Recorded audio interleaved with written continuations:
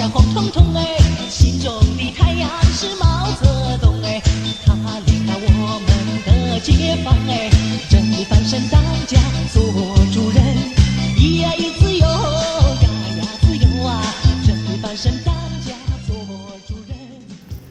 Bonjour à tous et bienvenue dans une nouvelle vidéo. Aujourd'hui on parle de cette réplique, la QBZ 97B. Aujourd'hui dans cette vidéo, je vais vous parler de cette QBZ 97B qui est une réplique complètement imprimée en 3D. Pour ceux qui ne connaîtraient pas la plateforme, du coup c'est fabriqué par Norinco. Norinco qui est un fabricant d'armes chinois. Vous devez sûrement connaître le type 56 ou le SKS chinois. Du coup voilà, ils ont fait les QBZ, donc la 95 qui est chambrée en 5.8 par 42 et les 97 qui sont elles chambrées en 5.56 autant.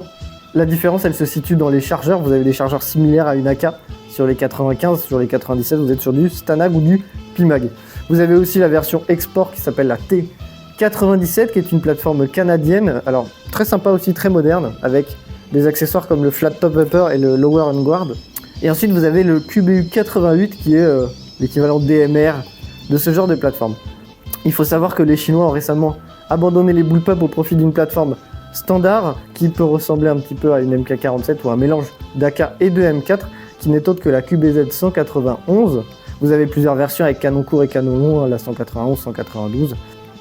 Alors le développement de cette réplique il est pas compliqué.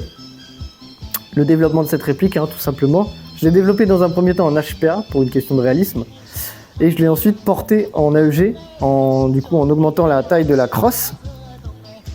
Et puis suite à une demande pour avoir AEG et réalisme, du coup, il a fallu que je trouve une solution pour développer une gearbox AEG. Et c'est là justement que j'ai eu l'occasion de rencontrer un designer qui est un pionnier dans le milieu du développement de la gearbox 3D, qui n'est autre que Yosjik. Vous pouvez retrouver ses travaux sur Thingiverse.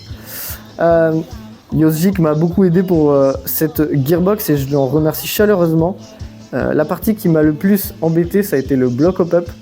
Il a fallu que j'en sorte 8 itérations avant d'avoir un canon et un joint qui fittaient parfaitement. Donc voilà quoi, ça a été la partie la plus frustrante, ça a été vraiment le block hop-up. Alors on va faire une review tips tout bête de la plateforme. Donc pour commencer, on a le droit au cache-flamme un petit peu typique de la QBZ, donc un sorte de tromblon qui est assez sympa, qui rappelle aussi les blasters de Star Wars. On a ensuite un canon en alu fileté de 14 mm anti-horaire, on a une première bague, on a une deuxième bague qui sert de gas block, on a ensuite le upper et le lower.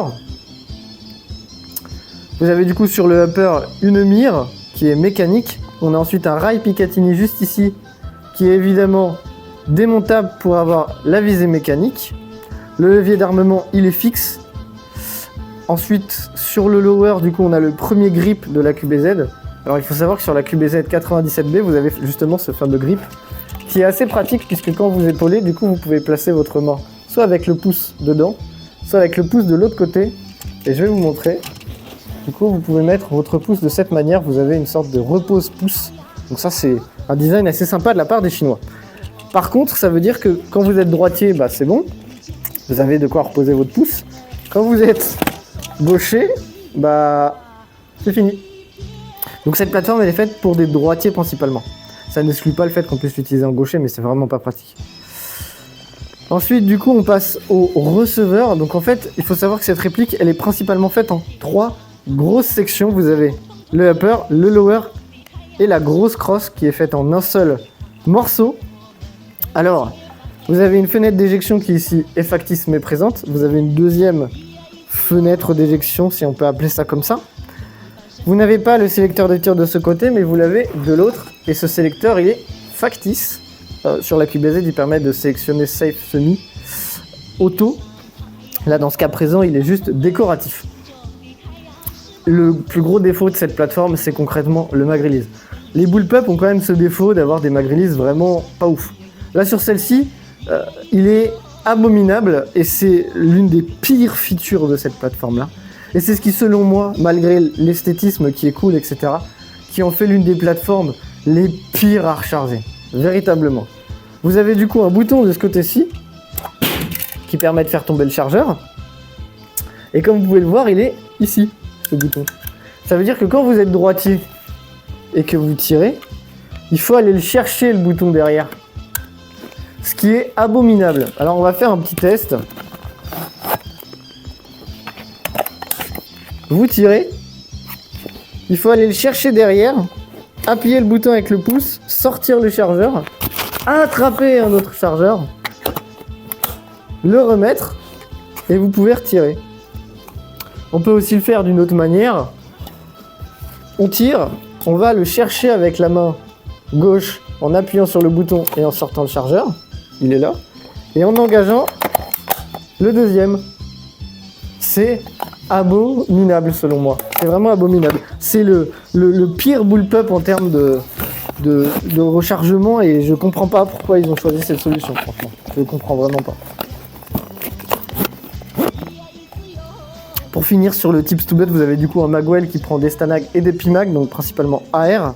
Vous pouvez toujours faire des mags custom, vous pouvez aussi utiliser les mags AR avec la courbure des AK si vous voulez pas avoir à acheter une QBZ 95.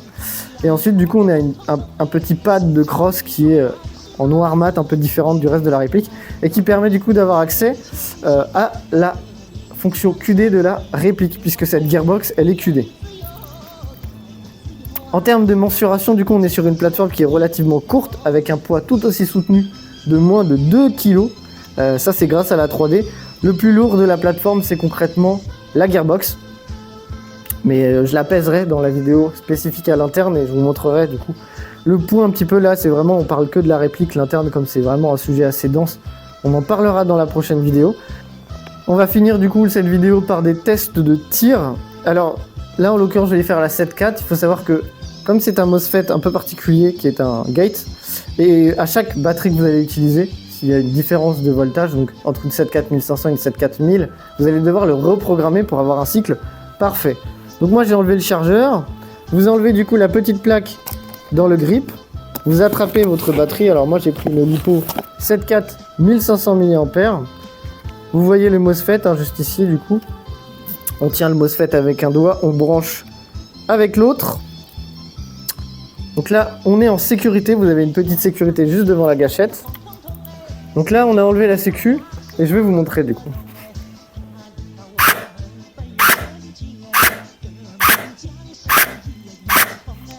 Comme je disais dans la vidéo de la Groza, c'est des répliques qui doivent être reprogrammées à chaque fois qu'on change de batterie ou du moins de voltage. Là, elle a été programmée pour de la 7.4500. L'utilisateur, il devra la reprogrammer pour les batteries qu'il utilise. Donc c'est un petit peu la limitation qu'on a avec les MOSFET.